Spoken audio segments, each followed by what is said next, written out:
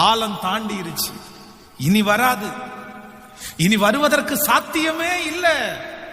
இனி நான் இவ்வளவு வயசானதுக்கு அப்புறமா அந்த நாள் வரப்போகுது, இவ்வளவு இழந்ததுக்கு அப்புறமா அந்த நாள் வரப்போகுது, இவ்வளவு அவமானப்பட்டதுக்கு அப்புறமா அந்த நாள் வரப்போகிறது, இத்தனை பேர் ரிஜெக்ட் பண்ணதுக்கு அப்புறமா எனக்கு வரப்போகுது.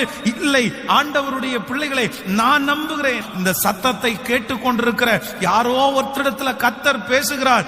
இல்ல, நீ தான் சொல்லிட்டு இருக்கிற இனி எங்க வரப்போகுதுன்னு சொல்லிட்டு இருக்கிற. ஆனா கர்த்தருடைய கரத்தை பிடிச்சு சொல்றாரு, இல்ல, யோனத்தானுக்கு ஒரு நாள் வருமானால் உனக்கு ஒரு நாள் வரும், உனக்கு ஒரு நாள் வரும், உனக்கு ஒரு நாள் வரும். அன்றைக்கு கர்த்தர் உன் எதிரிக்கு முன்பாக உன் தலையை உயர்த்துவார். அன்றைக்கு கர்த்தர் உங்களை அலங்கரிப்பார். கர்த்தர் உங்களை அன்றைக்கு ராஜாவாய் நிறுத்துவார். அன்றைக்கு உங்களுடைய கைகளிலே லட்சக்கணக்கான பணங்கள் கர்த்தர் தருவார். அன்றைக்கு இழந்து போன மரியாதை, இழந்து போன அந்த சகல கிருபையும் கர்த்தர் உனக்கு மீண்டும் தருவார். அந்த அபிஷேகத்தை தருவார். அன்றைக்கு அந்த நாள் வரும்போது சகல சொந்தத்தின் மத்தியிலையும் நீங்கள் ஒரு தனி ஆளாய் நீங்கள் நிற்பீர்கள்.